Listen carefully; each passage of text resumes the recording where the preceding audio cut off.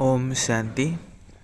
आज 27 फरवरी 2023 की साकार रूप में चले गए प्यारे बाबा की मधुर महावाक्य है। प्यारे बाबा बोले, मीठे बच्चे, बाप आया है बेहद सृष्टि की सेवा पर, नरक को स्वर्ग बनाना। ये सेवा कल्प कल्प बाप ही करते हैं। प्रश्न है, संगम की कौन सी रस्म सारे कल्प से न्यारी है? उत्तर, सारे कल्प में बच्चे बाप को नमस्ते करते हैं, लेकिन संगम पर बाप बच्चों को नमस्ते करते हैं। बाप कहते हैं, मैं तुम सिकिलधे बच्चों की सेवा पर उपस्थित हुआ हूँ, तो तुम बच्चे बड़े ठहरे ना। बाप कल्प के बाद बच्चों के पास आते हैं, सारी सृष्टि के किचरे को साफ कर नरक को स्वर्ग बनाने। बाप जैसा निराकारी, निरहंकारी और कोई हो नहीं सकता। बाप अपने थके हुए बच्चों के पांव दबाते हैं। ओम शांति। बाप आने से ही पहले पहले बच्चों को नमस्ते करें या बच्चे बाप को नमस्ते करें? बच्चे बाप को नमस्ते करें? नहीं, पहले बाप को नमस्ते करना पड़े। संगम युग की रस्म रिवाज ही सबसे न्यारी है। बाप खुद कहते हैं, मैं तुम सब का बाप तुम्हारी सर्विस में आकर उपस्थित हुआ हूँ, तो ज़रूर बच्चे बड़े ठहरे ना। दुनिया में तो बच्चे बाप को नमस्ते करते हैं, यहाँ बाप नमस्ते करते हैं बच्चों को। गाया भी हुआ है निराकारी, निरहंकारी, तो वो भी दिखलाना पड़े ना। वो तो सन्यासियों के चरणों में झुकते हैं, चरणों को चूमते हैं, समझते कुछ भी नहीं। बाप आती ही है बच्चों से मिलने। कल्प के बाद बहुत सिकिलधे बच्चे हैं, इसलिए कहते हैं, मीठे बच्चे थके हो। द्रौपदी के भी पाँव दबाए हैं ना, तो सर्वेंट हुआ ना। वंदे मातरम किसने उच्चारा है? बाप ने। बच्चे समझते हैं बाप आया हुआ है सारी सृष्टि की बेहद सेवा पर। सृष्टि पर कितना किचरा है, यह है ही नरक, तो बाप को आना पड़ता है नरक को स्वर्ग बनाने। बहुत उकीर अर्थात प्यार उमंग से आते हैं। जानते हैं मुझे बच्चों की सेवा में आना है, कल्प कल्प सेवा पर उपस्थित होना है। जब वह खुद आते हैं तब बच्चे समझते हैं बाप हमारी सेवा में उपस्थित हुए हैं। यहाँ बैठे सभी की सेवा हो जाती है। ऐसे नहीं, सबके पास जाना होगा। सर्वव्यापी का अर्थ भी नहीं जानते। सारी सृष्टि का कल्याणकारी दाता तो एक है ना। उनकी भेंट में मनुष्य कोई सेवा कर ना सके। उनकी है बेहद की सेवा। गीत जाग सजनिया जाग। ओम शांति। देखो कितना अच्छा गीत है। नव युग और पुराना युग, युगों पर भी समझाना चाहिए। युग भारतवासियों के लिए ही है। भारतवासियों से वो सुनते हैं कि सतयुग त्रेता होकर गए हैं, क्योंकि वह तो आते हैं द्वापर में। तो औरों से सुनते हैं प्राचीन खंड भारत था, उसमें देवी देवता राज्य करते थे। आदि सनातन देवी देवता धर्म था, अभी नहीं है। गाया जाता है ब्रह्मा द्वारा स्थापना, विष्णु द्वारा पालना कराते हैं। करते नहीं हैं, कराते हैं। तो यह है उनकी महिमा। वास्तव में उनको पहले रचना रचनी है सूक्ष्म वतन की, क्योंकि क्रिएटर हैं। गीता के लिए तो सब कहते हैं सर्वशास्त्रमय शिरोमणि श्रीमद् भागवत गीता, परंतु भगवान का नाम नहीं जानते। कौन सा भगवान? व्यास आदि शास्त्र बनाने वालों ने श्री कृष्ण का नाम डाल दिया है। गीता तो देवी देवता धर्म की माई बाप है। बाकी सब बाद में आए। तो यह हुई प्राचीन। अच्छा, भगवान ने गीता कब सुनाई? ज़रूर सभी धर्म होने चाहिए। सभी धर्मों के लिए वास्तव में एक गीता है मुख्य। सब धर्म वालों को मानना चाहिए, परंतु मानते कहाँ हैं? मुसलमान, क्रिश्चियन आदि बड़े कट्टर हैं। वह अपने धर्म शास्त्र को ही मानते हैं। जब मालूम पड़ता है कि गीता प्राचीन है तब मंगाते हैं, परंतु ये तो जानते नहीं कि भगवान ने गीता कब सुनाई।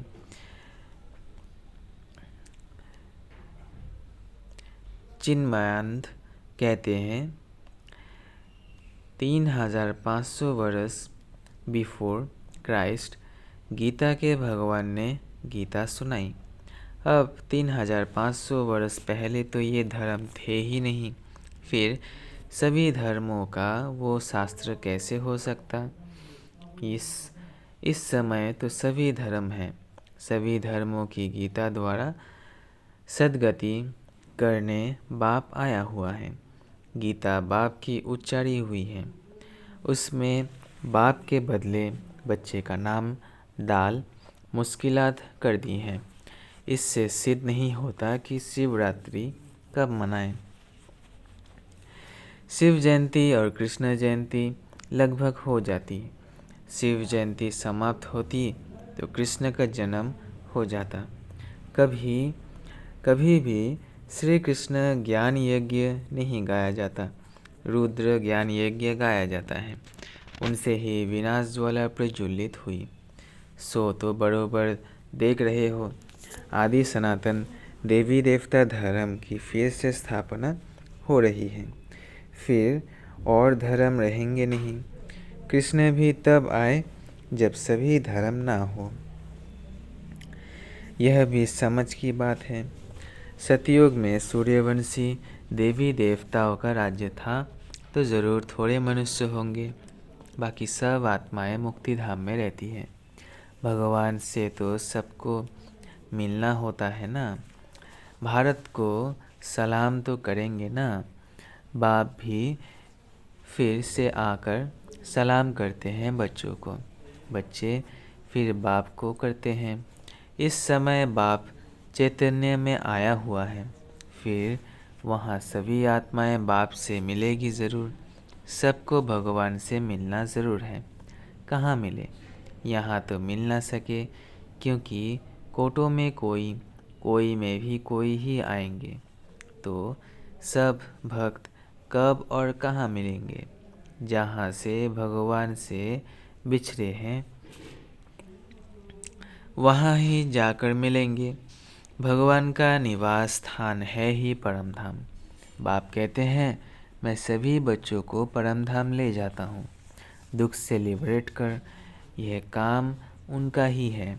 अभी तो देखो, अनेक भाषाएं हैं। अगर संस्कृत भाषा शुरू करें तो इतने ये सब कैसे समझें? आजकल गीता संस्कृत में कंठ करा देते हैं। बहुत अच्छी गीता गाते हैं संस्कृत में। अब अहिल्याएँ कुब्जाएँ अबलाएँ संस्कृत कहाँ जानती? हिंदी भाषा तो कॉमन है। हिंदी का प्रचार जास्ती है। भगवान भी हिंदी में सुना रहे हैं। वो तो गीता के अभ्यास बतलाते हैं। उनके अभ्यास कैसे बना सकते?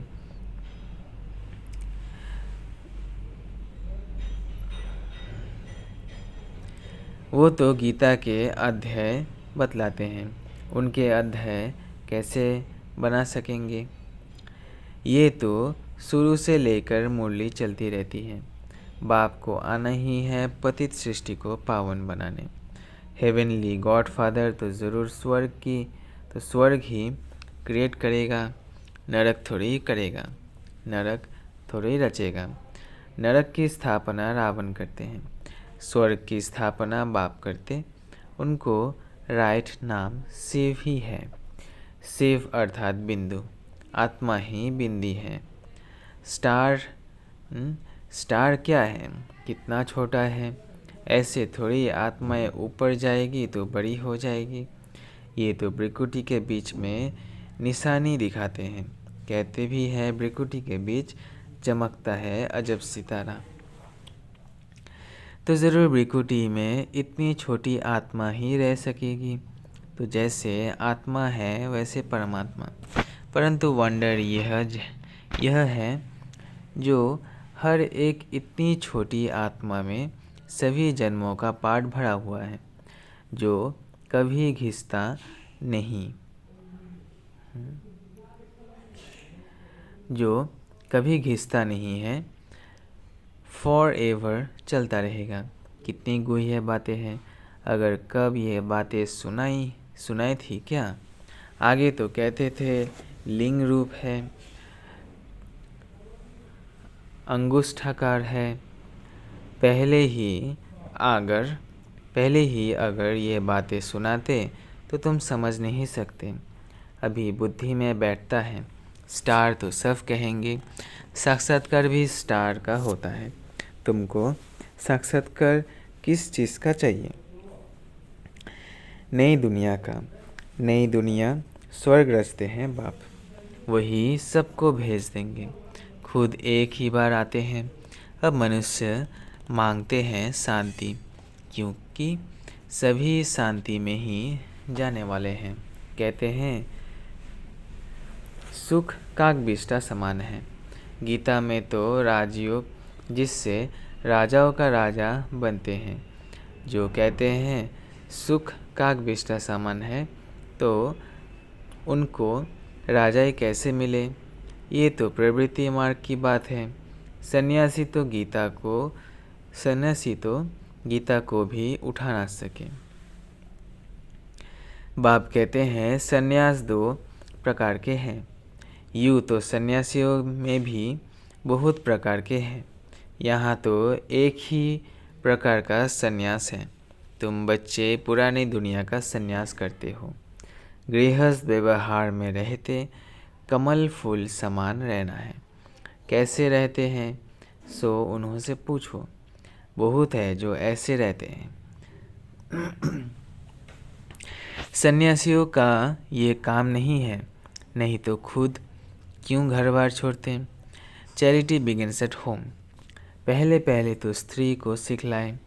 शिव बाबा भी कहते हैं पहले मैं अपनी स्त्री अर्थात साकार ब्रह्मा को समझाता हूँ ना। Charity begins at home. Shiv Baba का यह चैतन्य होम है। पहले ये स्त्री सीखती, फिर उनसे एडप्ट चिल्ड्रन नंबरवार सीख रहे हैं। यह बड़ी गुह्य बातें हैं। सभी मनुष्य में मुख्य शास्त्र है गीता, परंतु गीता शास्त्र से कोई प्रेरणा नहीं करते हैं। वह तो यहाँ आते हैं। यादगार भी है। शिव के अनेक मंदिर हैं। खुद कहते हैं मैं साधारण ब्रह्मा तन में आता हूँ। यह अपनी जन्मों को नहीं जानते। यह एक की बात तो है नहीं। सभी ब्रह्मा मुख वंशावली बैठे हैं। सिर्फ इस एक को ही बाप समझाए, परंतु नहीं। ब्रह्मा मुख द्वारा तुम ब्राह्मण रचे गए, सो तो ब्राह्मणों को ही समझाते हैं। यज्ञ हमेशा ब्राह्मणों की द्वारा चलता है। उन गीता सुनाने वालों के पास ब्राह्मण है नहीं, इसीलिए वो यज्ञ भी नहीं ठहरा। ये तो बड़ा भारी यज्ञ है। बेहद के बाप का बेहद का यज्ञ है। कब से देगिया चढ़ती आई है, अभी तक भंडारा चलता ही रहता है। समाप्त कब होगा? जब सारी राजधानी स्थापन हो जाएगी। बाप कहते हैं तुमको वापस ले जाएंगे, फिर नंबरवार पाठ बजाने भेज देंगे। ऐसे और तो कोई कह ना सके कि हम तुम्हारा पंडा है, तुमको ले जाऊंगा। जो भी पतित मनुष्य है सबको पावन बनाकर ले जाते हैं, फिर अपने अपने धर्म स्थापन करने समय पावन आत्माएं आना शुरू करती हैं। अनेक धर्म अभी है, बाकी एक धर्म नहीं है। फिर आधा कल्प कोई शास्त्र नहीं रहता। तो गीता सब धर्मों की, सब शास्त्रों की शिरोमणि है, क्योंकि इससे ही सबको गति सद्गति होती है। तो समझाना चाहिए सद्गति है भारतवासियों की, बाकी गति तो सबको होती है। भारतवासियों में भी ज्ञान वह लेते हैं जो पहले पहले परमात्मा से अलग हुए हैं। वही पहले ज्ञान लेंगे, वही फिर पहले पहले जाना शुरू करेंगे। नंबर वार फिर सबको आना है। सतो रजो तमो से तो सबको पार करना है। अभी कल्प की आयु पूरी हुई है। सभी आत्माएं हाजिर हैं। बाप भी आया हुआ है। हर एक को अपना पार्ट बजाना है। सभी एक्टर्स इकट्ठे तो नहीं आते, अपने अपने टाइम पर आते हैं। बाप ने समझाया है नंबरवार कैसे आते हैं। वर्णों का राज भी समझाया है। चोटी तो ब्राह्मणों की है, परंतु ब्राह्मणों को भी रचने वाला कौन है। रुद्र तो नहीं कहेंगे, रुद्र तो नहीं रहेंगे। चोटी के ऊपर फिर ब्राह्मणों का बाप ब्रह्मा, ब्रह्मा का बाप फिर है शिव बाबा। तो तुम हो शिव बंसी ब्रह्मा मुख बंसावली। तुम ब्राह्मण फिर सो देवता बनेंगे।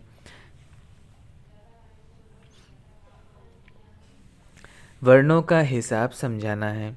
बच्चों को राय भी दी जाती है। ये तो जानते हैं सब एक जैसे होशियार तो है नहीं। कोई नए के आगे विद्वान पंडित आगे डिबेट करेंगे तो वो समझा नहीं सकेंगे। तो कह देने चाहिए कि मैं नहीं हूँ, आप फलाने टाइम पर आना, फिर हमारे से बड़े आपको आकर समझाएंगे। मेरे से तीखे और हैं। क्लास में नंबरवार होते हैं ना। देह अभिमान में नहीं आना चाहिए, नहीं तो आबरू अर्थात इज्जत चली जाती है। कहते हैं बीके तो पूरा समझा नहीं सकते, इसलिए देह अभिमान छोड़ रेफर करना चाहिए और तरफ। बाबा भी कहते हैं ना, हम ऊपर से पूछेंगे। पंडित लोग तो बड़ा माथा खराब करेंगे, तो उनको कहना चाहिए मैं सीख रहा हूँ, माफ़ करिए। आप कल आना तो हमारे बड़े भाई बहनें आपको समझाएंगे। महारथी घोड़े सवार प्यादे तो है ना। किन्हों की शेर पर सवारी भी है। शेर सबसे तीखा होता है, जंगल में अकेला रहता है, साथी हमेशा सचखंड में रहता है। अकेला होता तो अकेला होगा तो कोई मार भी दे। शेर तीखा होता है। शक्तियों की भी शेर पर सवारी है। तुम्हारी मिशन भी बाहर निकलनी है, परंतु बाबा देखते हैं पान का बीड़ा उठाने वाला कौन है। प्राचीन देवता धर्म किसने स्थापन किया, वो सिद्ध कर बताना है। बहुत गॉड गॉडेस भी कहते हैं, वह समझते हैं गॉड गॉडेस अलग है। ईश्वर आत्मा है। लक्ष्मी नारायण के भगवान भगवती कहते हैं, परंतु लॉ के परंतु लॉ के विरुद्ध है। वो तो है देवी देवताएं। अगर लक्ष्मी नारायण को भगवान भगवती कहते तो ब्रह्मा विष्णु शंकर को पहले भगवान कहना पड़े, समझ भी चाहिए। अच्छा, मीठे मीठे सिगलधे बच्चों प्रति माता पिता बाप दादा का याद प्यार और गुड मॉर्निंग। रूहानी बाप की रूहानी बच्चों को नमस्ते। हम रूहानी बच्चों की रूहानी बाप दादा को याद प्यार गुड मॉर्निंग और नमस्ते नमस्ते नमस्ते। शुक्रिया बाबा, शुक्रिया। धारणा के लिए मुख्य सार पहला, देह अभिमान छोड़ अपने से बड़ी को आगे करना है, बाप समान निरहंकारी बनना है। दूसरा है, चैरिटी बिगिन्स एट होम। पहले अपने गृहस्थ व्यवहार को कमल फूल समान बनाना है। घर में रहते हुए बुद्धि से पुरानी दुनिया का संन्यास करना है। स्लोगन है, संबंध में संतुष्टता रूपी स्वच्छता को धारण कर और खुश रहने वाले सच्चे पुरुषार्थी भव। संबंध में संतुष्टता रूपी स्वच्छता को धारण कर और सदा हल्के और खुश रहने वाले सच्चे पुरुषार्थी भव। सारे दिन में वैरायटी आत्माओं से संबंध होता है, उसमें चेक करो कि सारे दिन में स्वयं की संतुष्टता और संबंध में आने वाली दूसरी आत्माओं को संतुष्टता की परसेंटेज कितनी रही। संतुष्टता की निशानी स्वयं भी मन से हल्के और खुश होंगे और दूसरे भी खुश रहेंगे। संबंध की स्वच्छता अर्थात संतुष्टता, यही संबंध की सच्चाई और सफाई है। इसलिए बाप कहते हैं, सच तो बैठो नच। सच्चा पुरुषार्थी खुशी में सदा नाचता रहेगा। स्लोगन है, जिन्हें किसी भी बात का गम नहीं, वही बेगमपुर